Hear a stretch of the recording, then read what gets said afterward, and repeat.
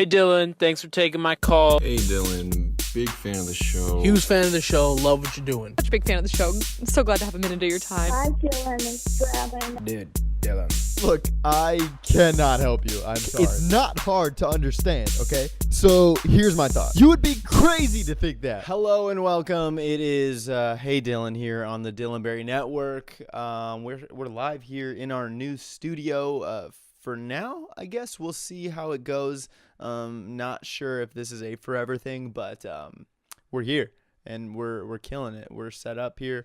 We got producer Bill here in the corner, got his eyes on everything. He helped set up the lights and the setup behind me. We're real excited here to be on YouTube, to be on Podbean, to be on iTunes. It's just an honor to be on the airwaves because this show is so important. The world, it needs so many things, but what it really needs is my opinion, my voice. I'm a 24-year-old who just knows the ins and outs of life, can answer life's big questions. And that's what I'm going to do here today. We have a great selection of callers today that have asked some really hard-hitting questions on recent things, on thoughts they had in their head. We have one big reveal that's going to come later in the show. We have a very young caller. We have some foreign callers. It's going to be a very special show today. But without further ado, let's just get into the calls and let's get into the takes. First caller, take it away. Hey there, Darren. I love your show. I was watching the Oscar on a Sunday, and I saw that there was no host. What do you think about there not being a host this year? Also, I don't agree with the Green Book. What do you think about another choice? Which would have been a better Best Picture? Okay, bye. Whoo, caller. This is a great question. It's so good to hear that I'm reaching all different types of markets here. But great question. You brought up the Oscars. How am I not going to talk about the Oscars the week after? The Oscars. I'm going to say the Oscars one more time. The Oscars.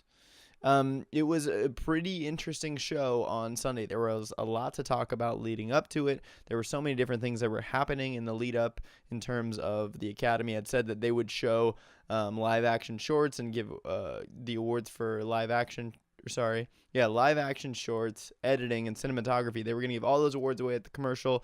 There was the controversy around Kevin Hart and then around who is going to be the host. And for weeks, people were kicking around names, and you could hear different people had said no because they had prior commitments or because they just didn't want to do it, wanted to stay away.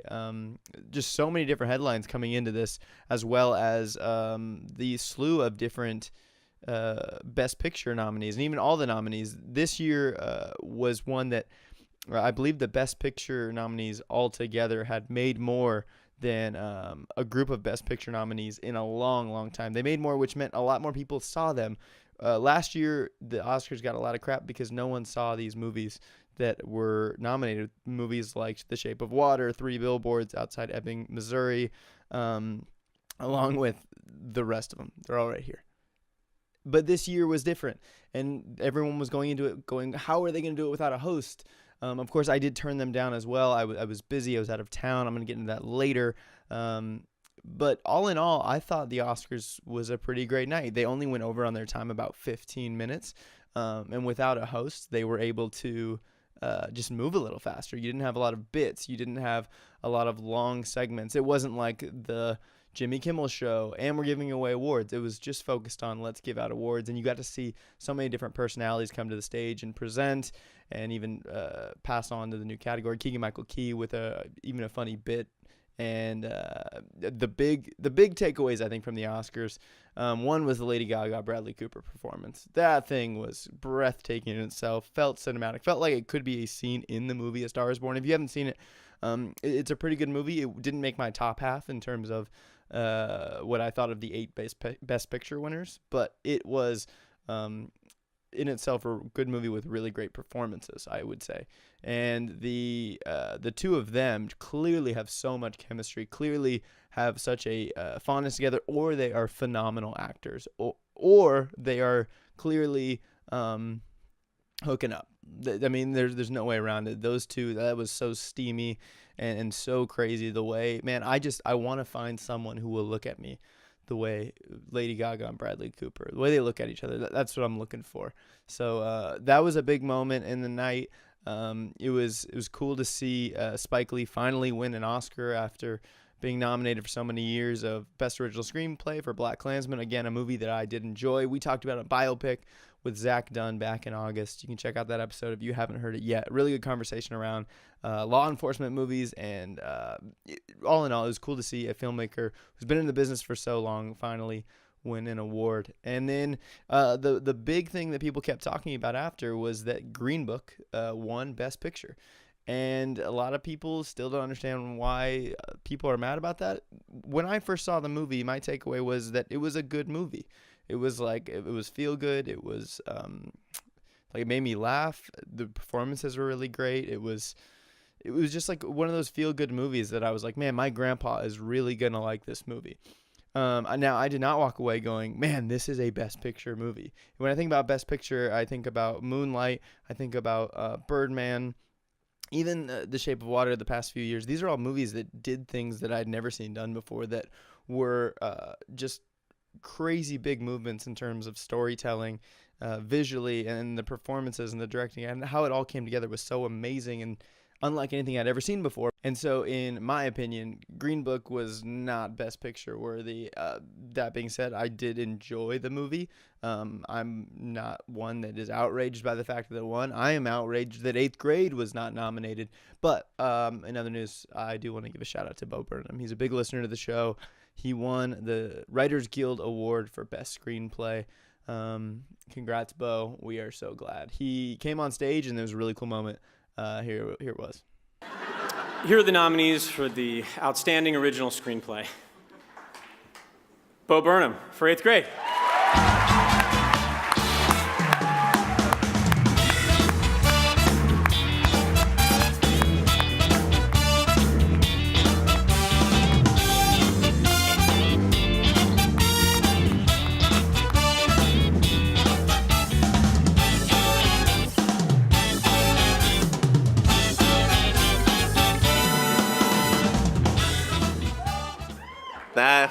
Thank you very much. To the other nominees in the category, have fun at the Oscars, losers. No. No. All right, no. I prepared nothing. This all belongs to Elsie Fisher, who performed the script. No one would care about the script if she hadn't done it. So thank you to her. Thank you to the Guild. This is incredible. I joined the Guild when I was 18, and my mother, who is here, signed me up for it and did the paperwork, so thank you to my mother for doing that. And my father, who did nothing, who's also here. How is this happening? This is wonderful. I believe in love. Thank you to 824. Chelsea Peretti was incredible. Another hand for Chelsea Peretti. She's the greatest. This has been a fun, eccentric awards ceremony. Thank you for everything, Topher. Ron, you're good, Ron. Thank you very much. Have a great night. Appreciate it. Have fun at the Oscars, losers. I couldn't have said it better myself. Just really stand-up guy. Again, I'm just going to keep shouting the praises of 8th Grade. It was so good. That's what I'm upset about with the Oscars. All in all, I thought it was a fine show. I'm really curious to see going forward if they will stress out as much about having a host, because it went well, and I believe the ratings were up higher than it has been in the last 5 years, is what I read online. So all in all, I thought it was a pretty decent, dramatic free Oscars, other than the fact that people were upset with Best Picture winner. Let's go to our next caller. I am very excited to answer this next one. Hey, Dylan. My name is Charlie Grace. Who's your favorite Disney princess? Charlie Grace. Charlie Grace, this is a great question. I'm so glad, again, to have these young listeners on the show. I'm so glad to inspire the next generation. That's what I'm here for. It's what I do. But anyways, this is a hard-hitting question. You asked me who is my favorite Disney princess, and I'm so excited to answer that. There are so many great options, right? And especially with the new wave of Disney princesses that have come along now. I did grow up in a house of all boys, and we didn't watch many princess movies, but I did have some neighbors who were girls, and anytime I went over there, we were watching princess movies, and we were enjoying The Little Mermaid. We were watching Beauty and the Beast. Even lately, I haven't really been around Frozen all that much, but in the past few years, I worked with kids and students, and that movie was always a go-to that we watched. So Anna and Elsa, those are princesses, and it's hard to say. Okay, where I'm gonna go with this is very. It means a lot to me because it was the movie that I loved most. I think it's because it had a little bit of violence. It had a great hero, had a great villain, and that's Sleeping Beauty. That's Aurora from Sleeping Beauty. She was just, gosh, so beautiful. I mean, we have a movie in Maleficent, and I believe they're making a Maleficent 2. I would love to see a live-action Sleeping Beauty movie because that dragon scene at the end was pretty awesome. I always really loved that, and just the Sleeping Beauty story was my favorite. I snuck over several times when I was a young boy to watch that movie because I loved it, but we didn't own it at our house because we only had Aladdin and Lion King and Tarzan. Those were on loops all the time, and Toy Story all the time at our house. We didn't have many princess movies. We did have Mulan, actually. We did like her. We liked that movie a lot. I'm excited to see how that live action movie comes out. But thank you so much, Charlie Grace, for asking. I want to know what your favorite Disney princess is. You have to let me know. Okay, comment below. Who's your favorite Disney princess? And am I wrong? Am I ridiculous? Thanks for the call. Let's head to our next one. This one's gonna cut a little deep, and I got a lot of thoughts for this one. Hey Dylan, thanks for taking my call. So I guess I've been wondering. I needed some of your advice about dating. I think I'm a good-looking dude. Pretty smart. Charming, but I just don't have the confidence to ask girls out. It's actually been 12 years since I've last been on a date. And I just wanted to get some advice from you, master player Dylan Barry. How should I get back in the game? Well, caller, I appreciate your vulnerability. You have called the show several times, and you are becoming a platinum member caller. It's a new thing here at the DBN. Bill is going to be sending you something in the mail, I believe. No, he's not. Okay. Well, it was a thought. Okay, it's all that counts. But you're asking about dating, and you're asking a guy who, you're trying to get back out there. You're trying to ask girls on dates. You're trying to, get in the game. This is so interesting. I had a conversation with someone last night. We were out seeing a show here in Hollywood, and this girl presented this thing that she started in January, and she said she was going to do one date a month where she was going to reach out to someone who she really did not know at all and say, hey, let's go on a date. And she was going to organize something. Her last one, she did a painting night. Her first one, she made dinner. Her next one, she talked about she wants to make pasta. All in all, it was this really cool idea of putting yourself out there and dating. And I believe she's not using any of the swipe methods to get these dates. She's just putting herself out there and saying, will you go on a date with me? And I was blown away by it because it was so bold, so brave, something you don't really see happening in today's day. And as someone who has literally, this is a confession for the DBN, this is to my viewers, I mean, this is on the internet. I could be ridiculed for this later on, and that's totally okay because hopefully it changes. But I have never been on a first date. I know you might be like, Dylan, no, you have. You have to have. I mean, you're Dylan Barry. I mean, look at you. And gosh, I know what you're. I get it. But I've never sat across a person who I had no idea who they were and had a dinner with them where it was just us two and it was a romantic setting and whatever. Every person I've been on a date with, I had been friends with for a long period of time, or I'd known them for a long time, that it wasn't our first time hanging out. There was no awkwardness. There was a little bit of mystery in the air of, man, what's going to happen? But I'd never been on a first date before. So for me to answer this call, of what do I do? I think this method this girl talked about last night of, hey, I don't usually do this before, and I want to put myself out there. I want to find someone, but I also want to practice. And she said she was talking about like whenever she sits down with someone or has a conversation, like the guys she's been out with, they don't know how to have that conversation. They don't know how to be in that setting. They don't know how to ask questions or she said this phrase of like, hey, we all need practice in this setting. And it blew me away when she said that, because I was like, wow, that sounds right. Even as someone who, has been through many job interviews, like sometimes your first job interviews early on, you're nervous, you're not as confident, you're not as into it, you don't know what to say and how to juggle those conversations. Dating's the same way, she was explaining. And again, I'm not answering this on firsthand knowledge. This is all something that she brought last night.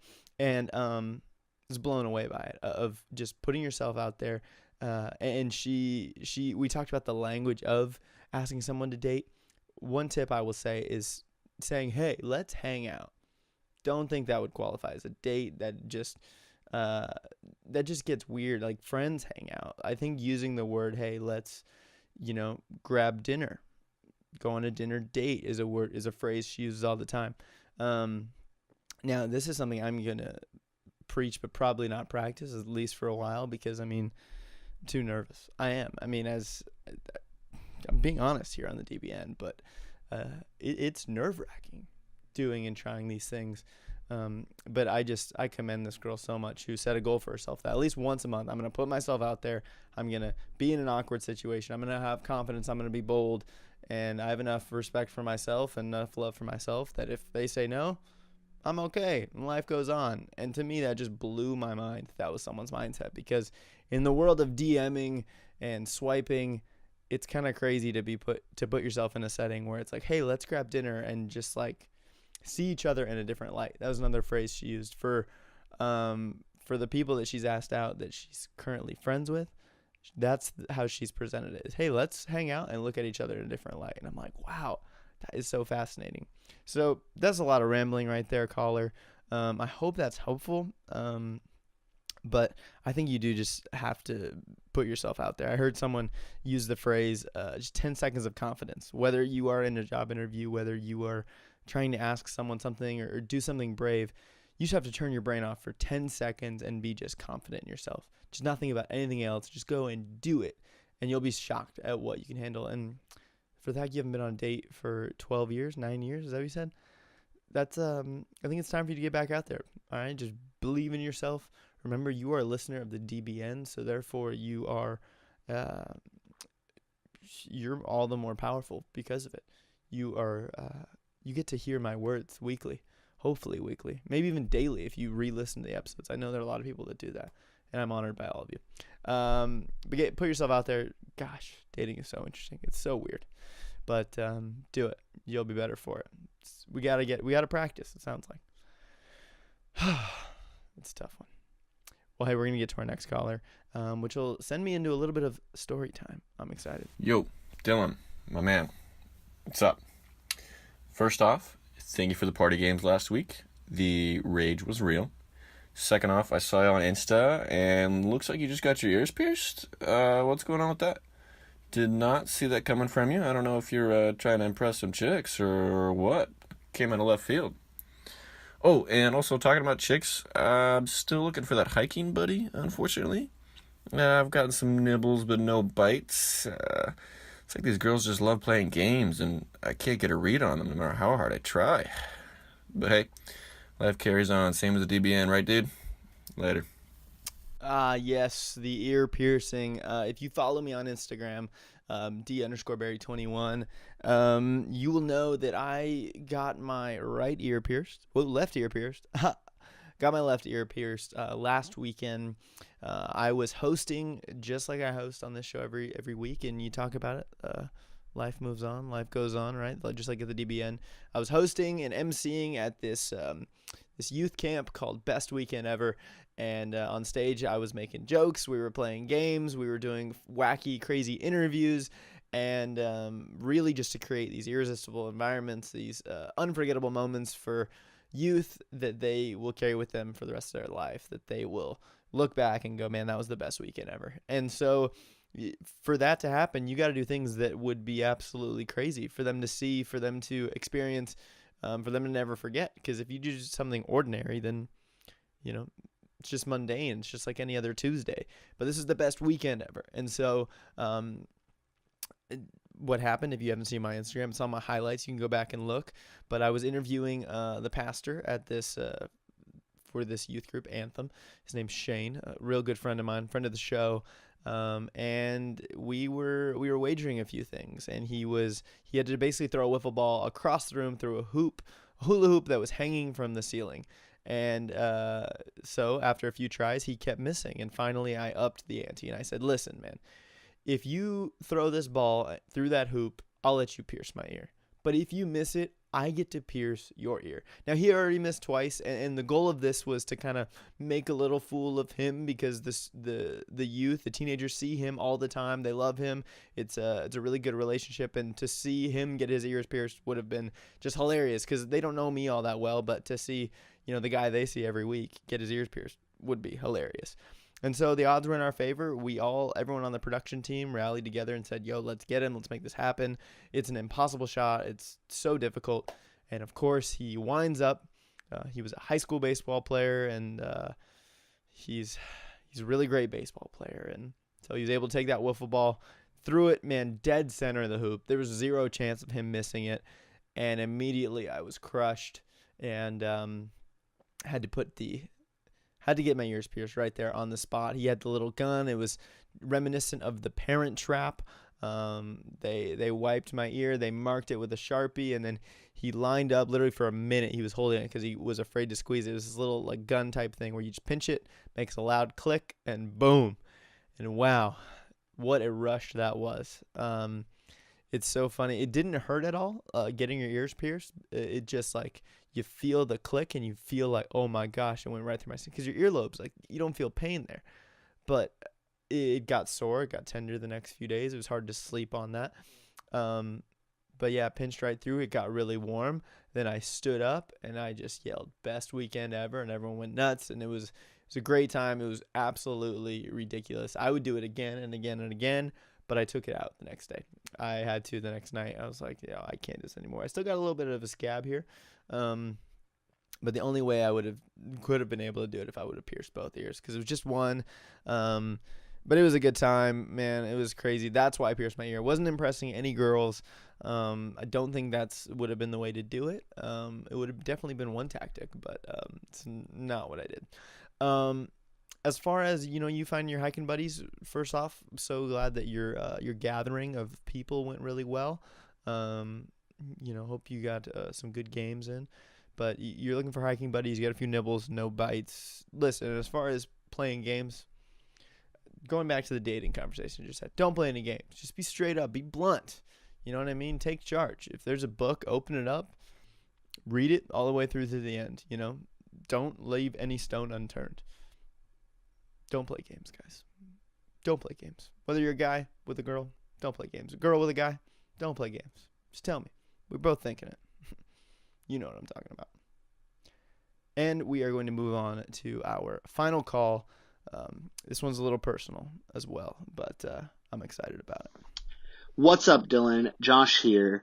I just want to say I love the podcast. I don't make it to the movies that often, so this podcast is usually my go-to for what movies I need to see, so thanks for that.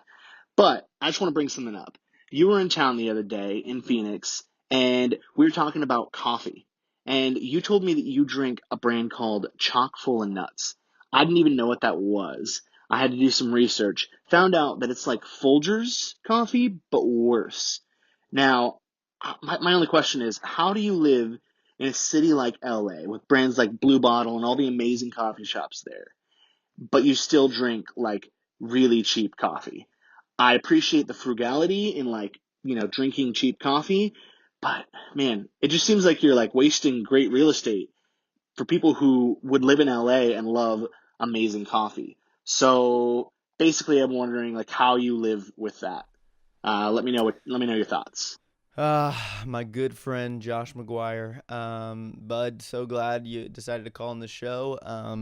Glad you could bring this private conversation that we had and bring it to the DBN, because you know what? We just reveal everything on the show. We're very authentic here on the DBN, and you bring up a good question. You said that I'm drinking coffee that is just so cheap, and I live in a city, and I actually live right around the corner, less than a quarter mile away from some of the best coffee, as voted on by some coffee organization in the city, which is kind of crazy. And yet I'm drinking drinking, let's see. There it is. Chock full of nuts. It's true. It's delicious. And here's what I'll tell you is, we may live in a pretty great town for coffee. All right, pretty great city. You do got a lot of good brands. You got Blue Bottle, like you said. We got Starbucks. The one around the corner is called Highlight Coffee. It's really good stuff. But here's the difference: is I can pay $10 and get an 8-ounce bag of coffee beans. 8 ounces. That'll get me in my Mr. Coffee. Maybe that'll get me through a week, maybe a week and a half. But if I get like a 4-pound tin of this chock full of nuts, I'm set for the month. And it'll be the same, less, like $7. And I don't taste every bit of strawberry from the soil that the beans were soaked in, and I don't have any Instagrammable pictures or anything to be able to post. It's very sludge like. But you know what? Add a splash of milk in there, and man, it is the nicest cup of joe you can have. So I'm fully endorsing chock full of nuts. It is actually better than Folgers. You said Folgers. I had a good friend Jacob over here yesterday, and he said, man, it's a treat to come over here and have a cup of chock full of nuts because I'm stuck with Folgers at home. So that goes to show you that chock full of nuts, it's no Folgers. It's delicious. Let's hear from the DBN. That's a Dylan pick right there. If you are out there looking for a nice cheap cup of coffee, you can make it home on your Mr. Coffee. I'm going chock full of nuts. I discovered it back on the East Coast. They sold it at the Costco's out there. I noticed they don't sell them here. The Costco's here. It'll be okay. I'm going to try to switch it up for a different cheap brand of coffee, and I'll let you know how that one sits with me. But as far as, coffee goes, I don't know that, sitting down in a coffee shop paying $5 for coffee, that's tough. Because I can pay $7 for a month's worth of coffee at my own house. And then I got a nice blanket. I can watch a nice movie. I can have people over to my place and have coffee. Gosh. So coffee is good. And I've cut out soda for 2019. I've only had 2 days where I've had soda. But, chock full of nuts. Just go for it. And, Josh, I'm going to formally invite you and extend an offer from the DBN to you. Our producers will pay for you to stay here whenever you come and stay, and they will feed you as long as you come and you teach me and you teach our team, Bill included. Bill is so lost when it comes to coffee. The pour over method and how to really honor any good beans that I may come across, because I might go get some, Blue Bottle or some Highlight Coffee, but if I put it in my Mr. Coffee, gosh, that won't do it service. You got to do the whole the vapor and the hot water and then letting it sit for a little while and sipping on it and all that stuff. And you got to teach us. But the DBN will pay for your stay here if you come out for a few days and you teach us how to make some coffee. Okay, Josh, thanks so much again for calling. You're a first-time caller, but you're a longtime friend of the show, and we're thankful that you came on. Well, that's going to be it for Hey Dylan this week. Next week, we're going to do something bigger, something more. We're going to start a new series of brackets. It's going to be crazy. We're coming to the end of the decade. This is the last February of the decade. Isn't that crazy? It's already over. And we're coming down to the last year of the decade, and so we're going to start to put together some brackets of the best movies of the decade, the best albums of the decade, the best memes of the decade, the best trends of the decade, whatever. We're going to come up with it. We're going to bring in panelists. It's going to be crazy. Also, coming up, we're very excited. We will be doing our Disneyland panel. Stay tuned. Be sure to rate us on iTunes. Go to iTunes. Like, if you're already here, or if you're on YouTube, go to iTunes. Give us 5 stars. Tell us why we're 5 stars, and I'll read them on this show. You'll get a shout out. It'll be great. Thanks so much for tuning in to DBN. I am your host, Dylan Barry. We'll see you next time.